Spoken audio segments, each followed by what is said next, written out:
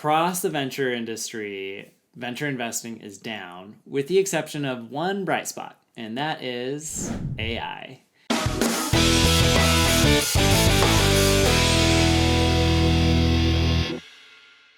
Tons of venture investors are pouring all kinds of money into AI startups of all different shapes, sizes, types. I thought it might be interesting to talk about my investment thesis as it comes to AI. I've gone out and I've talked to a bunch of top-tier venture investors, startup companies, entrepreneurs, practitioners, a lot of people operating in and around the AI space to help inform my own strategy, and I thought maybe you would find it interesting to see how I'm thinking about AI.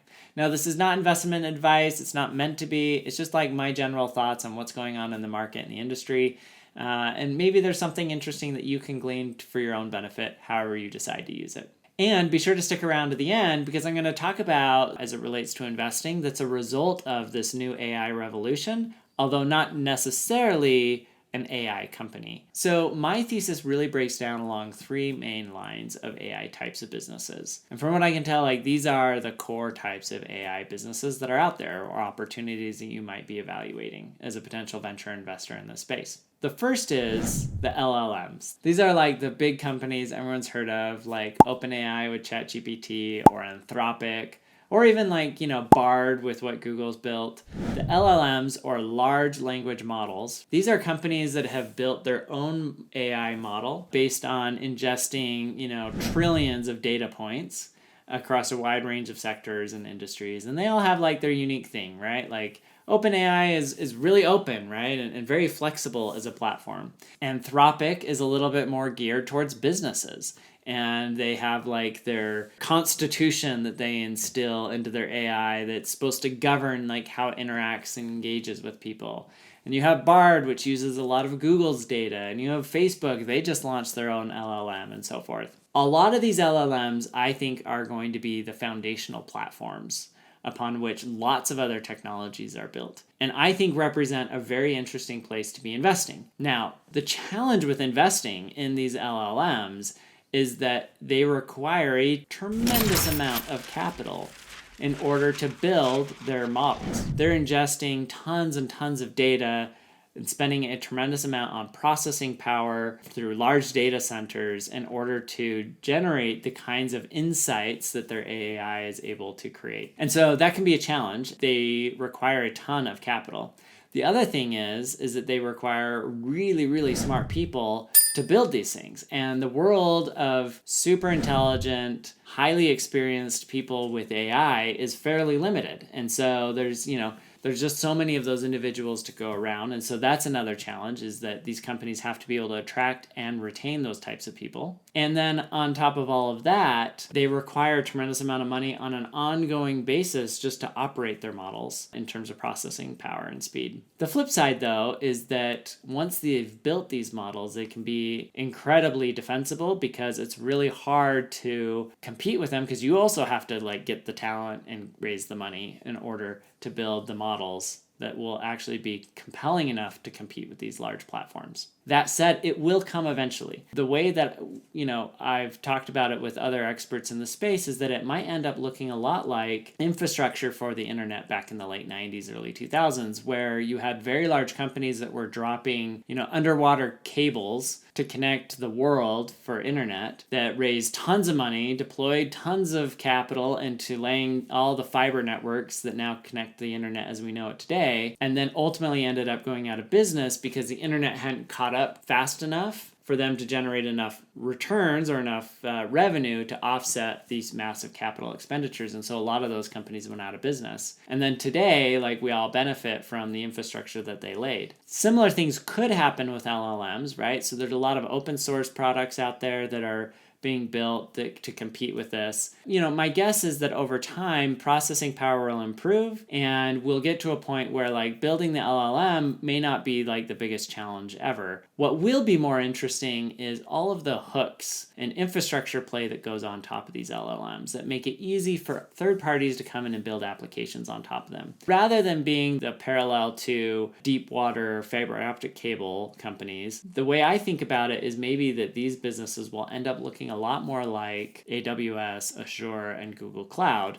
where what's not compelling is the fact that they have large data centers with lots and lots of processors and servers in them, but rather it's the software layer that resides on top of these data centers that makes it really easy to set up and start businesses on AWS, on Azure, on Google Cloud in a way that's super scalable. You think about like what a huge impact the data centers have had, like AWS, on the creation of new companies. I think you'll see similar things happen with AI, and the platform and the companies that are able to build in that software layer that makes it really easy for companies to work with their AI models will ultimately be the winners. I mean, you think about like all the different tools that will go into it, like data security and API connections and cybersecurity attacks, protection, and the list goes on and on in terms of like how those LLMs can build the software layer that fully integrates with startups going forward. And the ones that do it best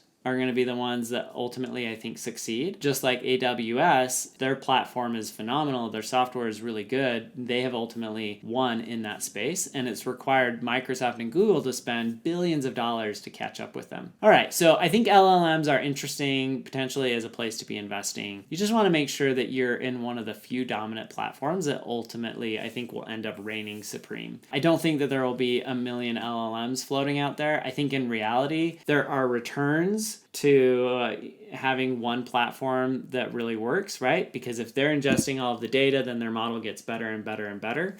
And then more people come and use it, and they ingest more of their data. And so then it just becomes this virtuous cycle and self-fulfilling prophecy of who ultimately ends up being the winner. So that's one area. Okay, the next area is the one that probably gets more of the hype in terms and most of the funding right now, which I think is the most dangerous place to be investing. And that is like these AI wrappers. Like Jasper AI is a good example of this. Jasper AI helps you create marketing content using AI to create the content. And like, look, it's really good at what it does, but it's ultimately a AI wrapper. It's something that's built on somebody else's LLM. There are going to be winners in the space among these AI wrappers for sure, but I think there are like, maybe they're hidden, not so hidden, risks involved, right? So what happens if you build your entire AI business on top of one of these LLMs and that LLM ends up going out of business or decides it wants to compete with you or it doesn't want to support like the kind of product that you've built for whatever reason? They could cut you off and almost overnight your entire business is in a really tough position, right? You'll have to switch to another LLM, maybe that other LLM won't work as well. It will have issues, right? Maybe you won't be able to fully integrate. Like it could become like a major issue. And part of the problem is you don't really want to have multiple LLMs on your platform because there are real gains to be had by sticking with one and really like allowing it to personalize its outputs for your own specific product. There will be challenges there for these wrappers.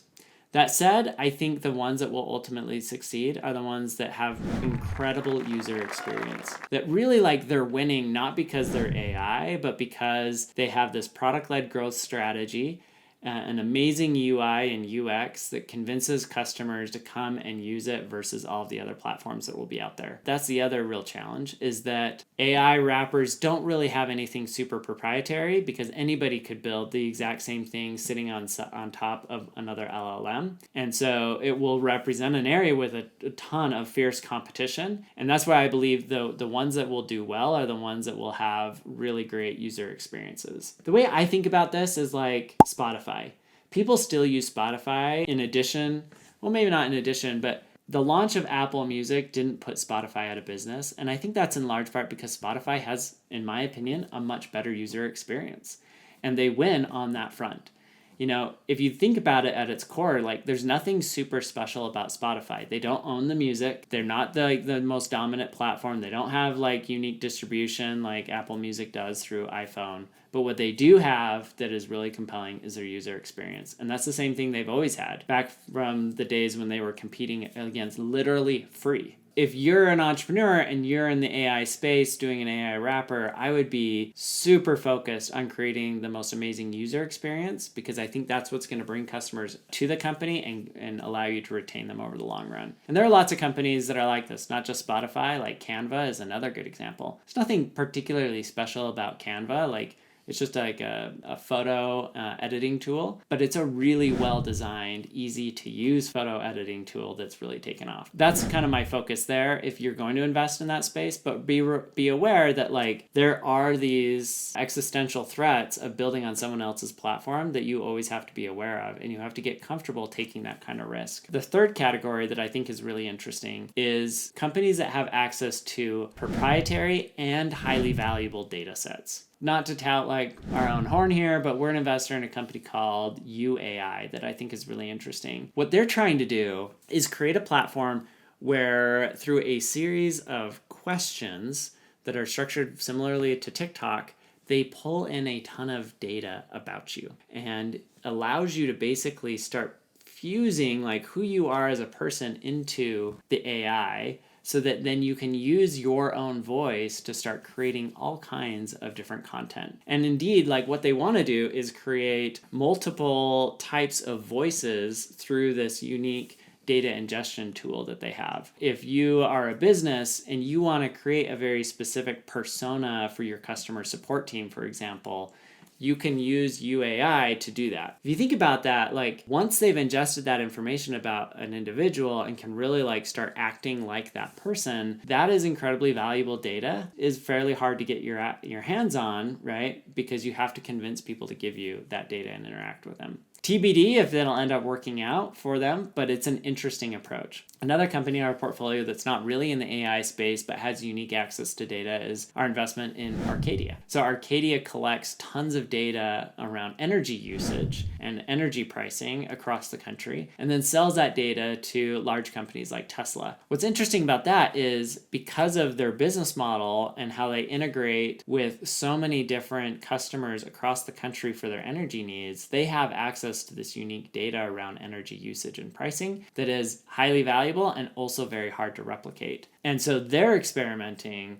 with different ways in which AI can leverage that to produce even better outcomes. I'd be looking for companies that have access to highly proprietary data that's also highly valuable, which can be ingested into AI systems to create very interesting and proprietary insights that can be extremely valuable to the right customers. And I think there'll be opportunities there. And lastly, what I wanted to talk about at the end here is the impact of AI on business in general. So if you think about any business, it really breaks down into three key components. You have the creation of the product, you have distribution of the product, and you have the kind of marketing of the product. People have to be aware of what it is.